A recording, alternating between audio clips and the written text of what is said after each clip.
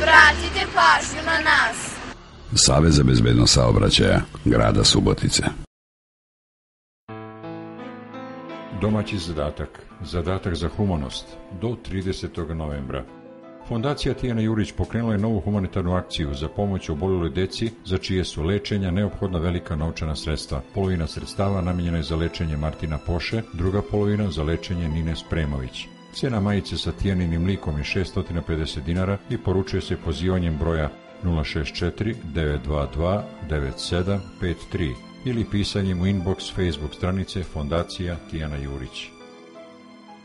Da pomognemo Martinu i Nini. Martin Poša, naš sugrađanin, ima 13 godina. Martin teško hoda, trpi strašne bolove, pije skupe i jake lekove. Martinu je potrebno da ode u Tursku na operaciju. Nina Spremović, 15 godina, učenica je Arhitektonsko-tehničke škole u Beogradu. Nina boluje od rijetkog oblika leukemije, za čije lečenje neophodno presađivanje koštane srži u Rimu, Italija. Akciju pomoći vodi humanitarna organizacija Budi Human, a na internet sajtu budihuman.rs svakodnevno možete vidjeti stanje sredstava pomoći. Svaki put kako se svaka majica proda, mi ćemo smanjivati broj majica, povećavati broj novca, tako će biti sve do 30. novembra. Ja se iskreno nadam i apelujem na sve građane dobre volje zaista da nam pomognu.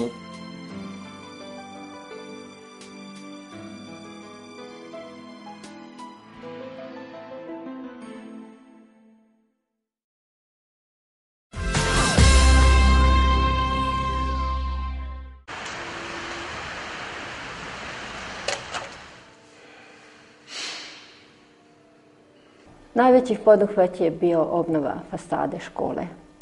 Radovi su započeti još u oktobru 2013. a završeni su pre roka oktobra 2014. Svečana primopredaja je bila pre godinu dana za dan škole. Prisustvovali su gosti iz pokrajine i lokalne samouprave, pošto je obnova finansirana od strane Pokrajinskog sekretarijata za privredu i lokalne samouprave. Uz prigodan program ispred škole i svečanim koncertom u gradskoj kući obeležen je novi izgled zgrade. I u ovoj školskoj godini je bilo nekoliko inovacija. Jedna od značajnijih je bilo predstavljanje našeg orkestra Ivan grada. Školski orkestar se tokom polugodišta priprema za dva velika poduhvata. Jedan je novogodišnji koncert, a drugi je maturski koncert. Dosad smo ove koncerte izvodili samo u gradskoj kući, no ove godine smo sa novogodišnjim programom nastupali u Bačkoj Topoli. Kako je publika to prihvatila sa zadovoljstvom, razmotrili smo ideju da bi možda i maturski koncert mogli da izvedemo u okolnim muzičkim školama. Tako se ta ideja razvila i organizovali smo prvu turneju orkestra. Bili smo u Novom Kneževcu, u Bačkoj Topoli i u Senti. Druga novina se pripremala godinama unazad.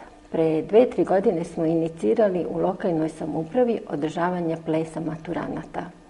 Sve do ove godine tu manifestaciju smo organizovali u okviru škole, no ove godine ta ideja je zaživela i u okviru grada.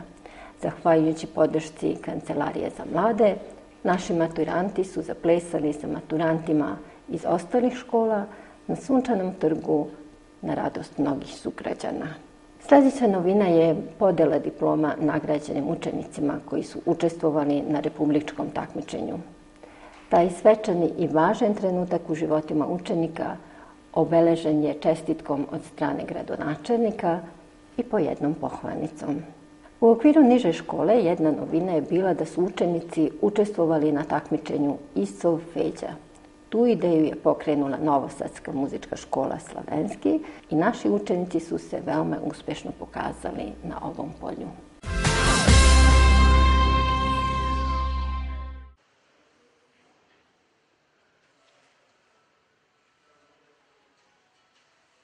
Ja sam od 2012. godine držao pozorišnu radionicu u Danilu Kišu. Jednu godinu sam držao na Otvorenom univerzitetu i sad se ponovo vraćam u Danilo Kiš. Postoje neke stvari koje su iste, postoje neke stvari koje su potpuno različite. Ranije smo ovo zvali pozorišna radionica iz razloga što je to bio takav koncept da ćemo tu stvarati nešto što se zove recimo javni čas, gde bi glumci prezentovali neke vežbe, scene i ono što su naučili na polju scenskog pokreta, dikcije i nekih osnovnih stvari kada je gluma u pitanju. Tek na kraju, ajde da kažemo, sezone bi se desila i predstava. Šta je razlika? Razlika je u tome što sam ja spojio dve grupe, šta više 3 grupe sa kojima sam već radio, tako da su to ljudi koji su već prošli kroz neki proces rada sa mnom, kada su u pitanju dikcijske vežbe, vežbe tehnike glasa i tako dalje, tako da se odmah u stvari bacamo na rad na predstavi. I to je glavna razlika u odnosu na ono što smo radili do sada. Mi smo već počeli sa čitaćim probama, u pitanju je tekst koji se zove Avgust u okrugu Osage. Ima film, izašao je pre nekih 1.5 dana, ali je rađen po pozorišnom komadu. Pisac je Tracy Letts. Znam da su u ateljeu pre, čini mi se, 1 dana izveli istu tu predstavu, tako da vidjet ćemo šta ćemo mi da uradimo. Ono što je meni jako zanimljivo jeste da sve predstave koje sam do sada radio su koncepcijski potpuno drugačije. U stvari, možda ne i toliko koncepcijski koliko po pitanju priče. Ja se trudim da ostanem u okvirima nekog realizma, koliko mogu da iz tog realizma iskočim, onoliko koliko mi tekst i neki rediteljski koncept dozvoljava. Ali recimo prva predstava koju sam radio, Priča o nevažnim junacima, se ticala odnosu umetnika prema društvu i društva prema umetniku. Predstava Hotel Kalifornija je bila jedna priča koja se bavila malo onako intimnim ljudskim odnosima, ali to je pre svega bila komedija i taj komični potencijal sam teo da stavim u prvi plan i da dokažem da je to nešto što je u pozorištu vrlo, vrlo teško, zato što stvarno nije jednostavno nasmejati ljudi. Treća predstava Nepoželjni, koju smo radili u okviru Otvorenog univerziteta, je bila predstava koja se ticala nekih diskriminisanih grupa, a nova predstava koju radimo je jedna porodična priča. I to je ono što mislim da će ljudima biti najzanimljivije. Ljudi koji su gledali recimo predstavu Sećanje vode će moći da kojima se svidela predstava Sećanje vode, mislim da će moći da uživaju u ovome, jer u centru pažnje je priča između majke, 3 ćerke i nekih muškaraca u njihovom životu koji su potpuno pogrešan izbor. Tako da uvek je zanimljivo kada na jednom mestu imate potpuno pogrešne ljude, odnosno ljude koji nikako ne bi trebalo da budu zajedno u tom trenutku. I to je ono što po meni stvara zanimljivu scensku akciju, napetost, i tu je ono gde će ljudi moći da se prepoznaju, jer porodica kao neka osnovna ćelija svakog društva je nešto što nas se i tekako tiče.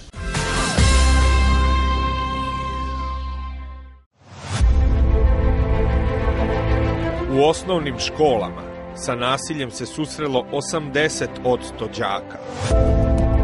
U srednjim školama nasilju je izloženo 60% učenika. 20% srednjoškolaca bar jednom je bilo žrtva nasilja na društvenim mrežama. 25% devojčica osnovne škole je seksualno uznemiravano.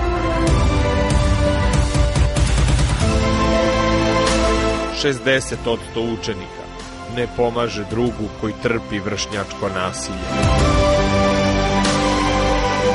Da li je i vaše dete izloženo nasilju?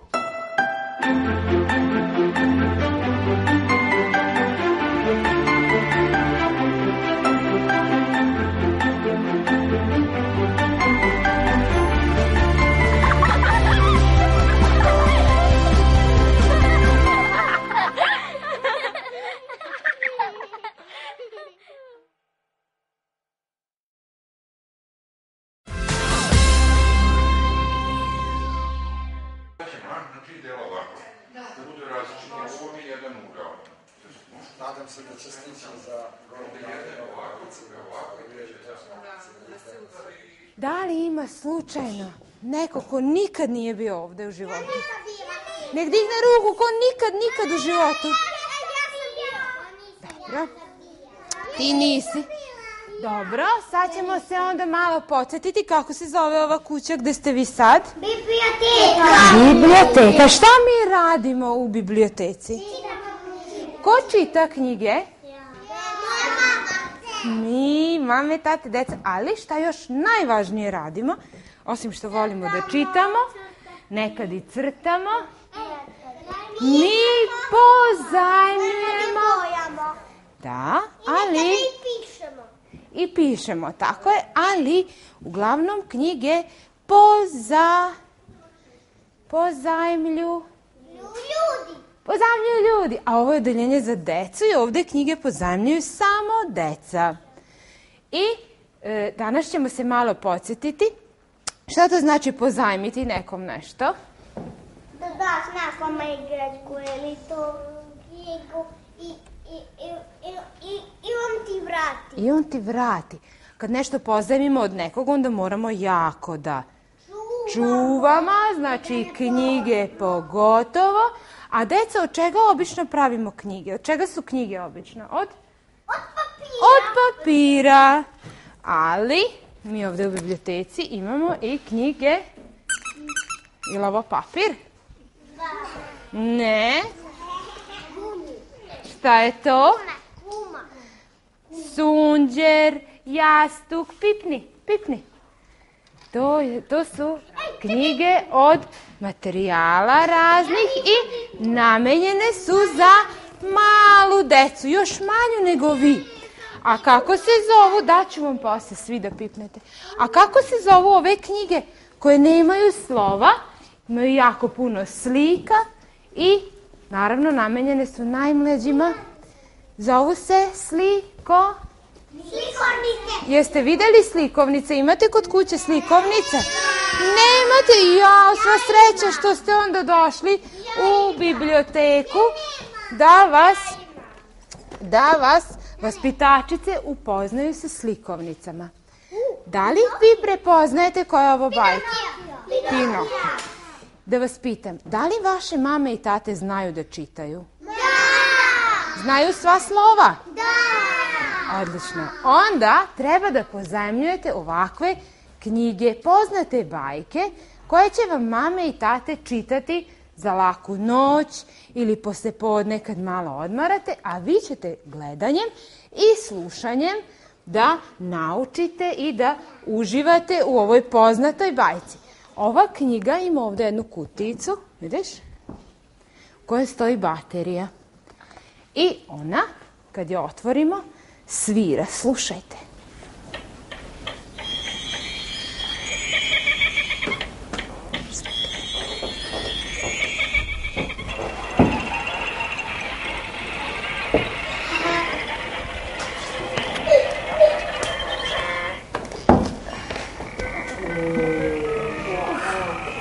Zašto mu je narastao nos?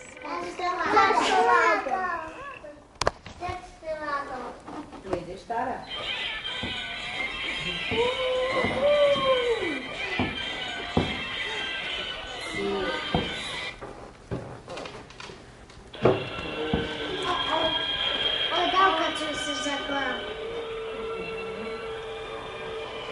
Ovo su bajke koje lepo ponesete kući, pozajmite iz biblioteke i zabavljate se pored mame ili tate ili bake i dede dok vam oni čitaju. Samo još jednu ću vam pokazati i onda ćemo nešto jako lepo da radimo.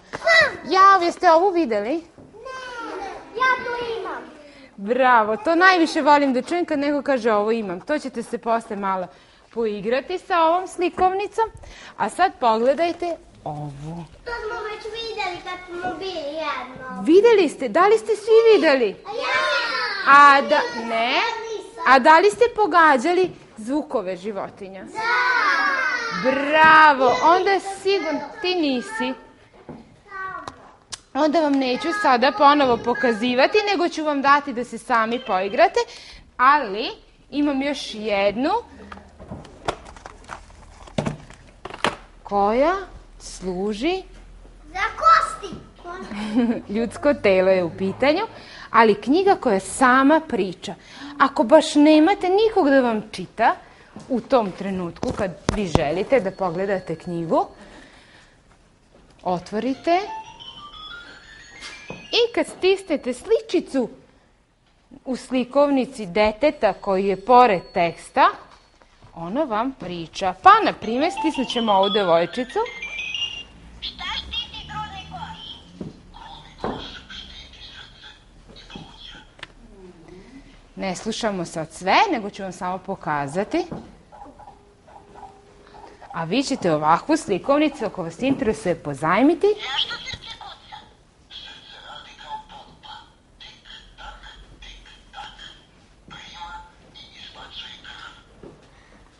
I uživat ćete ovako sami uz jednu slikovnicu za najmlađe, ako nemate ko da vam baš pročita, a želite da uživate, skloni samo prstiće, uštinu ćeš, uz ovakvu knjigu. I to ću vam dati posle, pogledate sami, a sada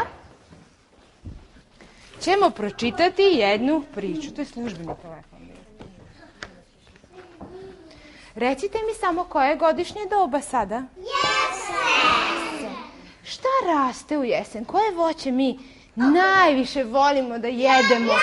Jabuke, kruške, grožđe, Šta to? I zub. Ne valja kad boli zub. Ja ću vam pročitati sada jednu priču. Nema kukuruza sad. Jednu priču gde je glavni lik jabuka. Jabuka, gledaj samo. I leptir. I glasi ovako. Pre nego što je postala jabuka, ona je bila u stvari jedan mali beli cvet. Jednog lepog jesenjeg dana, obla i rumena i sjajna, jabuka se njihala i poskakivala veselo na povetarcu. Sunce se presijavalo na njenoj koži i ona je mislila da je najlepša na svetu. Jedan leptirić doletao je na stablo i sletao na nju da se malo odmori. Vrlo nežno podizao i spuštao krila i na trenutak se spustio na nju, uživajući u sunčanom jutru. Zadivljena lepotom tog malog krilatog stvorenja, crvena jabuka uzviknu. Oh, ti si najlepši od svih leptirova. Zašto si sleteo baš na mene? Dopada mi se tvoja rumena koža. Deco, koje su boje jabuke?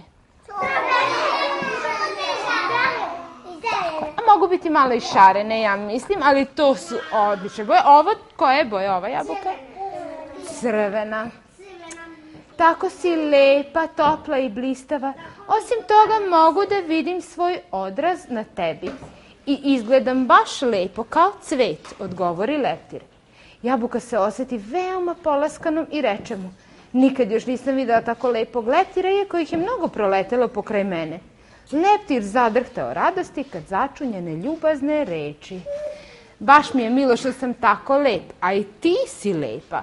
Snešću jaje na vlat trave i jednog dana, mašući krilima, on odlete, ali se vraćao svakog dana cele nedelje da bi posećivao svoju prijateljicu. Međutim, jedne noći je naišla oluja i vetar je jako duvao i sve je jabuke porušio sa grana i sa stabla. Jabuka je ostala da leži ugruvana u blatu pod stablom. Oko nje su ležale na stotine drugih jabuka. Kad je sutradan ujutru granulo sunce i mali leptir se ponovo vratio, namučio se dok nije našao svoju prijateljicu. Lepršao je svuda oko drveta dok je nije ugledao na zemlji, još uvek prilično sjajnu i rumenu, ali ona je već počela da omekšava i da trune. On sleti na vlat trave iznad nje i položi jaja. Posle nekoliko dana jedno od jaja skliznu s trave i buć upadne pravo u vodnjikavu smeđu jabuku. Nije mnogo vremena prošlo, a jajašce se preobrazi u debelu, veliku gusenicu. Ta gusenica je pojela... Da, bravo. Ta gusenica jela jabuku i ukus tih zaloga je bio bolji od najukusnijeg jabukovog soka. Jela je, tako je. Postala je veoma debela i mnogo se uvijala. I onda je postala... Jednog dana oko debele gusenice pojavila se čaura. I ona se brzo zatvorila u dlakavo ćebe i utonula u dubok san. Jednog divnog i svetlog jutra taj debeli dlakavi crv probudi se iz sna, zevnu i počne da se rasteže i uvija. I najednom se čuo zvuk kao da nešto puca. I na svoje veliko čuđenje pukla je čaura, krak, krak, krak, krc, krc, krc. I čaure se pojavio predivan leptir. Snažno se napregnuo i koža je otpala s njega. On se otisnuo u vazduh kao list tankog papira. O Bože, sad mogu da dišem. Sad sam slobodna, ali osjećam se drugačije. Pa ko sam ja? Leptir. Na svoje veliko čuđenje ona uvide da više nije debela gusenica u čauri. Nežna bela krila bile su razvijena s obe strane i polako i sigurno razvijala se u leptira. Kružila je iznad ostatka jabuke koja je do tada predstavljala dom. Nad njom je stajalo lepo stablo pokriveno drugim rumenim jabukama. Nežno sletevši na jednu sjajnu jabuku, sada već leptir poče pažljivo da posmatra oko sebe. Deco, šta je nacrtano na krilima leptira? Jabuka. Šta mislite zašto? Zato što voli da jede jabuke. Da, može i tako, ali taj leptir je postao lep i vrlo poseban, jer je u sredini na oba njegova krila stajala slika vrlo sićušne jabuke. Jabuka na kojoj se odmarao radosno se njihala na grani. Zdravo, ti si najlepše stvorenje koje sam ikad srela, reče ona sa osmehom. Na tvojim krilima vidim svoju rumenu kožu kao ogledalu i sad znam da ću uvek moći bilo kuda da kreneš, da budem sa tobom. Tako je prošao puta leptirić diveći se sebi dok je posmatrao svoj odraz u rumenoj jabuci. Lepršat ćemo zajedno. Jel vam se svidela priča? Da. Mi ćemo danas da napravimo zajedno jabuke koje ćete vi poneti danas kući za uspomenu iz biblioteke i da se sećate ove priče koju sam vam ja sada pročitala. Ali jabuke neće biti ovakve iste baš potpuno kao što su ove, nego ćete svi vi dobiti ovako jedan papir koji ćete bojati u najlepše boje jabuka koje mislite i poslije ću vam ja ovako sklopiti, dodati peteljku i listić i dobit ćete svoje jabuke. Dobro? Ajde. Svako ko dobije papirić može da počne da ga boji, u stvari to je karton više. Slobodno uzmite bojice, evo možemo i ovako istresti. Samo one boje koje su jabuke. Da, boje jabuke. Evo vidite. Budemo brže. Može, zeleno. Neka istresi, Tanja, slobodno pa neka bire. A nema veze, nema veze. Svi ste deco dobili? Evo ti. Može i šareno. Radim sa njima bajku Jabuka i leptir. To je jedna bajka priča koju je napisala Jelisaveta Karađorđević. Ta deca toliko pažljivo slušaju, toliko učestvuju, toliko ih je lako zainteresovati. Oni se prosto zaljube u knjigu, zaljube se u priču i u tu sliku u priči.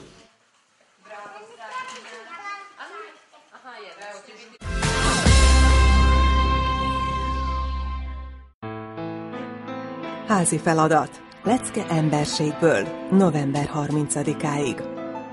A Tiana Jurics Alapítvány új humanitárius akciót kezdeményezett, amely keretében olyan beteg gyermekeken segít, akiknek gyógyítására jelentős anyagi támogatásra van szükség. A mostani befolyt összeg felét Pósa Martin kezelésére szánják, míg a másik részét Nina Spremovics gyógykezelésére ajánlják fel. Vásároljon Tiana Jurics arcképével ellátott pólót, és már is segített. A póló ára 650 dinár. Megrendelhető a 064 922 97 53-as telefonszámon, illetve a Facebookon, a Fondácia Tiana Jurics oldalon. Segítsünk Martinon és Ninán. Ósa Martin 13 éves szabadkai kisfiú. Nehezen jár és betegségéből adódóan mérhetetlen fájdalommal éli mindennapjait. Erős és drága gyógyszereket szed. Törökországban tudnák megműteni. Nina Stremovics 15 éves, építészetet tanul Belgrádban. A leukémia ritka fajtája támadta meg szervezetét, csak csontvelő átültetéssel tudnának segíteni rajta. A műtétet Olaszországban, Rómában végeznék. A jótékonysági akcióba a Budi Humán Légy Jótékony nevű segítőszervezet is bekapcsolódott, amely a budihumán.rs honlapon naponta beszámol a befolyt összeg állásáról.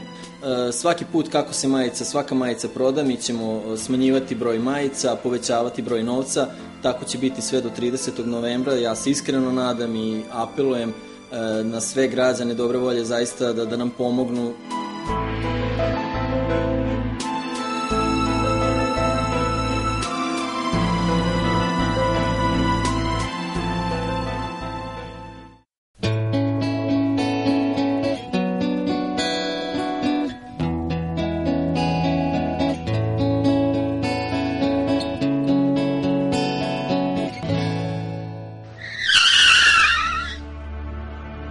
Figyeljen ránk! Szabadka város közlekedés biztonsági tanácsa.